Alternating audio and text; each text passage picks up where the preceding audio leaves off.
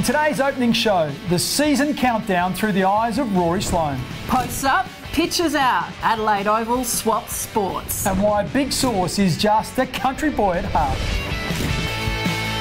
Hi everyone and welcome to the 2019 Crows Show. I'm Mark Bickley. And I'm Alana Smith, and this year Optus joins us as our new long-term partner. Terrific to have them on board. Yeah, great news. And of course, during the off-season, every Crows supporter welcomed Rory Sloane's appointment as the club's co-captain with Taylor Walker. Indeed, a terrific move, and after months of gruelling summer training, well, Rory has produced a unique video with the help of the club's media team. Yes, it gives fans a player's perspective of recharging the body ahead of the opening game.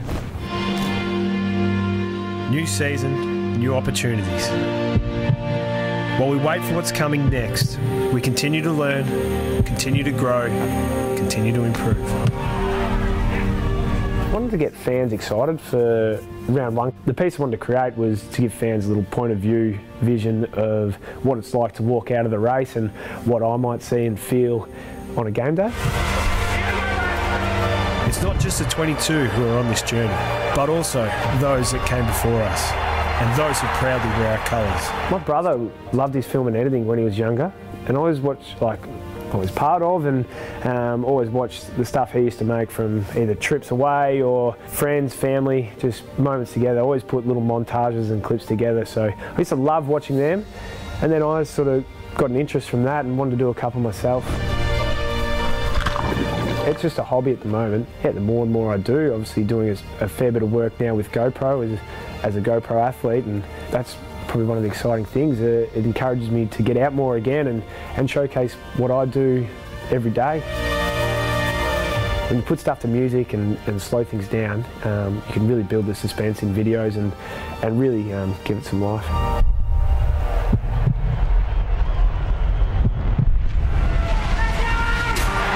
Together, we fly as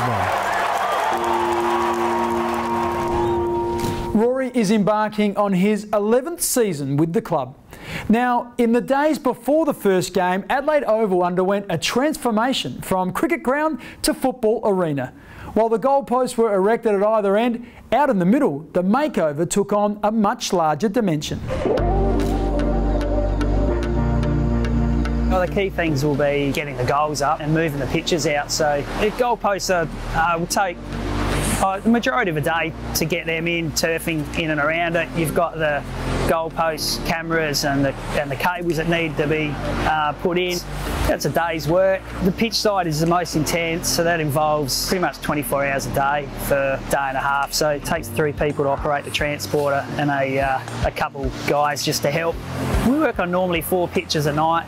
We're going to have a bit longer one this time and do 5. The pitches themselves are 25 metres long, 3 metres wide, 200 millimetres deep. So you put 40-tonne pitch with a 30-40 tonne machine over it. 10 years ago you never thought you'd be doing, but to be a real multi-purpose venue we need to have the drop-ins. We'd probably want a 5 or 6 day period to get all the work done, and we'll spread it out over probably a 10-day period, making sure we go into round one as good as we possibly can. Well, as we kick off a new season, supporters of all clubs are buoyed by optimism and dreams of September action.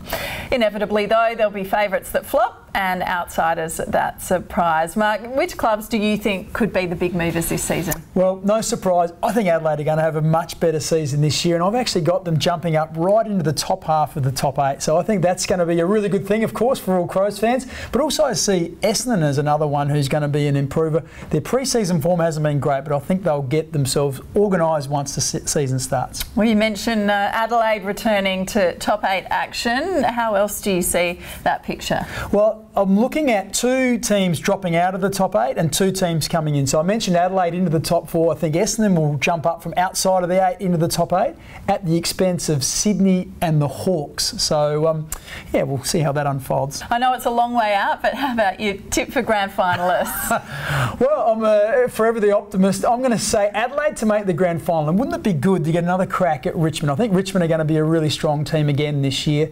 Let's hope we can rewrite the script come the end of September. Sure, we won't be reminding you of those tips later in the season. Maybe we will. I hope not. Coming up after the break, we'll review last night's game, and now that he's back and firing, we have a different challenge for Brodie Smith.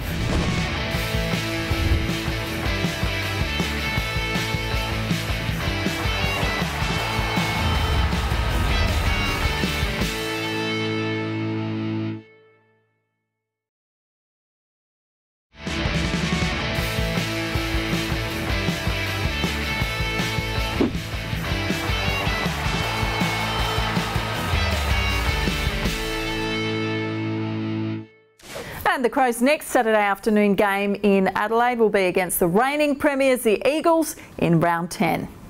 Now, Brodie Smith has been a regular on this show for 4 years, having a lot of fun at his teammates' expense. So he should know a good deal about them, but does he? With the help of Paul Seedsman and Thomas Farms, let's find out. This week we're joined by Paul Seedsman. Let's see how much I know about seed. Righto, mate. First question, what is my dog's name? Remy. Yeah, beautiful, 1 from 1. Yet to meet her, but it's another story. Where did I grow up? Melbourne. Yeah, any more specific? One of the little rich areas, probably. No, complete opposite. What's my missus' birthday? Same as mine. Yeah, there you go. 14th of the 1st. 31. My favourite baseballer. Do you follow baseball? Yeah, World Series, mate. Oh, when you were, 45 minutes late or whatever it was? Yeah, we missed the two. I don't even know what baseball is. Righto. So how long have I been here? 6? 3. Really? Yeah. I watched my goal celebration. Do you know that one? Oh, the ET. Far on home. Yeah, all right, thanks for joining us, no, Sato. thanks, mate. Always a few laughs when those two get together. Okay, if you're not yet a member of the Adelaide Football Club, you have the chance to secure a 3-game membership, including the next home game against the Cats on the Thursday before Easter. It would certainly make an ideal gift for someone. Now, all footballers are encouraged to never lose sight of what they'd like to do after football. Riley O'Brien is probably spoiled for choice, given that he's studying a medical science degree at Flinders University. But right now, he's eyeing a regular spot in the Crows senior team. And thanks to Revolution Roofing, we discover how he's making great strides towards achieving that goal.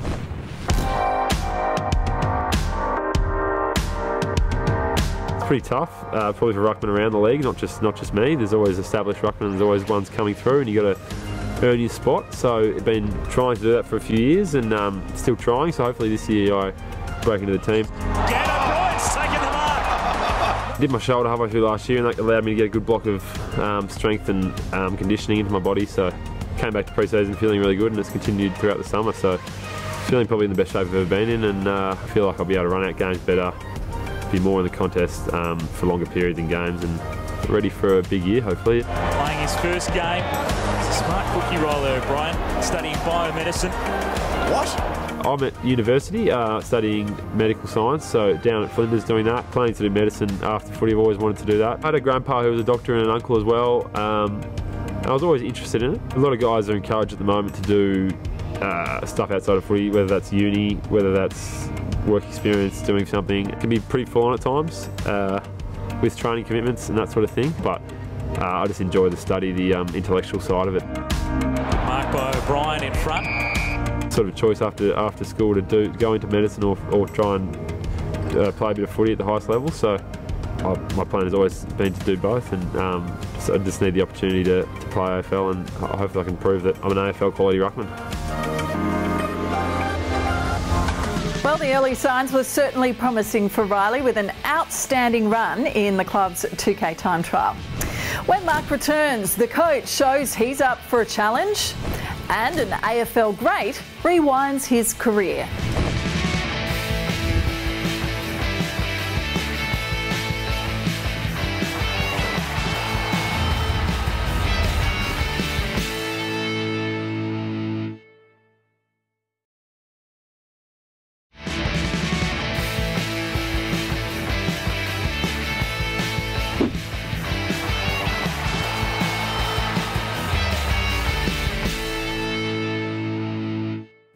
As we've seen already on the Crows show, senior coach Don Pyke is no slouch on the golf course.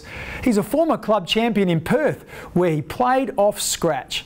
This season, thanks to Optus, he'll take on 23 challengers in a closest to the pin competition at Glenelg. So, let's see who's the first to have a go. G'day guys, welcome to Glenelg Golf Club here. I'm joined by Graham Corns for a hole. We're going to play one hole here, Graham. Par 3, about 100 odd metres. So yeah, we'll see how we go. I'm out of my depth here because you can play and I'm a real hacker. But you're a regular golfer. I'm a regular you play golfer. at Glenelg. I love it, but I'm just a hacker. So I'll let you lead the way. Oh, you will. It's pretty handy. Oh, let's turn that over a bit. Yeah, that's just sand. Oh, bunker. Oh, my chance here. Yeah, no good there. Well, Graham, obviously past coach of the Crows. What would be for you a memorable moment from your time in coaching the Crows? Oh, there was so many. The first game was unbelievable. You know, it was a perfect night. It was March the 21st, 1991. Full moon rose up over the stadium, and it was. Remember that? And we played so well. It was like everything. Like you just hope that everything falls into place, and it did. Except Chris McDermott got knocked out by Dermot Brereton. So anyway, you're in the box seat here. I'll go and see if I can get this one out of the bunker. Righto. Well, this is not ideal down here. Oh yeah, of course. That's all right. It's a chance. Oh.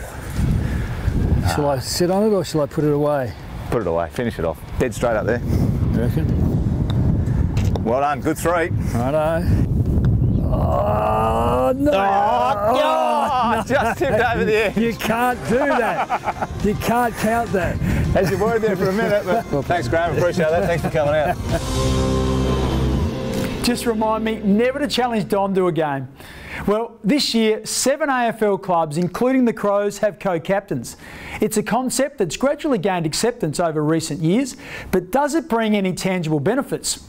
Opinions vary across the game, so we asked the advertisers Reece Homfray for the media's perspective. Well, there's been major change at the leadership stakes of both AFL clubs in town this year, with co-captaincy model becoming increasingly popular across the competition. It is a good idea for several reasons, and although it attracts widespread criticism from some, from an on-field perspective, the restrictions on the runners this year mean that it's never been more important to have strong leadership in different positions on the ground. By having Rory Sloane working through the midfield and Taylor Walker deep forward, it means that communication's never been more important. It allows them to get right across the field. From an off-field perspective, the commercial and media obligations of an AFL captain has never been higher, and by having 2 captains in place, it allows them to share the workload and then concentrate on what they do best, which is play football. And let's be clear, co-captaincy is not going to be the difference between winning and losing or deciding the premiership this season. Fans have simply got to back their clubs in. Sydney have gone one better this year with 3 captains. Now, a former player with more than a passing interest in yesterday's game was Hawthorn champion John Platten. He debuted for the Hawks in 1986, played in 4 premierships and won a Brownlow medal. But his career began and ended with Central District in the Sandful. With the help of Flight Centre, let's turn back time. Platten a charge to the forward pocket, tight angle, hooks around the corner. I'm assistant coach here at Central Districts, loving the role. I've been in there, it's my 10th year coming up, so yeah, it's great. It's something that I suppose you've had so much footy and you want to give something back to the club which you started with, which you love, which you're passionate about. And it's my very great pleasure to announce the 1984 Magarey medalist is John Platten from Central District. You know, the Brownlow Magarys are something special to, you know, personal, I suppose, because you don't sort of play for that when you're playing the game. But hindsight now, looking back, it's great. You know, I'm very proud of what I did, and you know, the support which I got around through my family and kids and stuff like that was amazing. And you, at the time, you don't think about, you just want to play your best. You want to play the hard as you can. Great mark, John Platten, and a little bit of unnecessary treatment from Stephen Curtis. I still love it. It's a bit of a, you know, it's at the blood of me. So to see, you know, the Jackson Haitley and the Nitskis and Jazz McLennan, you know, get picked up in the draft and see their faces and have something to do with them, and thinking that, you know, I'm not sort of saying that, you know, we were the ones who did it. It was up to those blokes, that we just sort of guide them in the right direction, you know. And the opportunity here at Central's, you know, gives them the opportunity to come out and play. Lovely pick up by Platten onto the boot, and this is going to be a goal. It's great. I enjoy it. And my bones aren't as good as they used to be. You know, a hip replacement, a knee replacement. I need another knee replacement. So, but that's footy in general. So, I'm looking forward to all that sort of stuff. To the half forward, Platten from behind. Good mark. John Platten is honoured in both the AFL and SANFL Halls of Fame, and I certainly spent my share of time chasing around after him. Stay with us. Shortly, Sam Jacobs takes a trip down memory lane.